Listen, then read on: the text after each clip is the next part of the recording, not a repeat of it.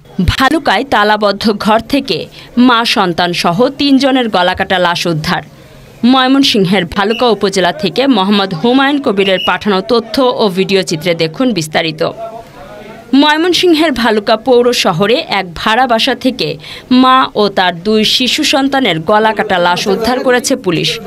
ঘটনাটি ঘটে পৌরসভার ৭ নম্বর ওয়ার্ডের TNT রোড এলাকার হাইয়ুম মিয়ার বাড়িতে।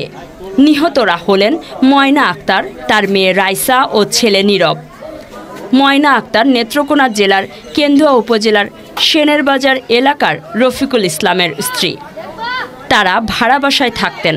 তার স্বামী রফিকুল ইসলাম স্থানীয় একটি পোশাক কারখানায় চাকরি করেন। পুলিশ জানায়, রফিকুল ইসলাম কর্মস্থল থেকে বাসায় গিয়ে ঘরের দরজায় তালা দেখতে পান। দীর্ঘক্ষণ ডাকাডাকি করেও ভেতর থেকে কোনো সাড়া না পেয়ে অবশেষে তালা ভেঙে ঘরে প্রবেশ করেন। সেখানে স্ত্রী ও ২ সন্তানের গলাকাটা মরদেহ পড়ে থাকতে দেখেন তিনি। পরে খবর পেয়ে ভালুকা মডেল থানার পুলিশ নিহতের লাশ উদ্ধার করেন।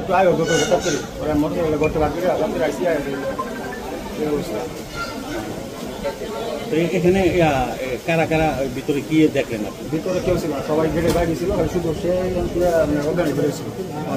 তালা ভাঙিয়ে একসাথে ডিউটি। কোথায় ডিউটি করে? আর এই যে মহিলা, উনি তো চাকরি করতো না? না, উনি চাকরি করতেন। তো আপনারা এই ঘটনায় কি, যারা এই ঘটনার সাথে জড়িত তাদের কি বিচার চান?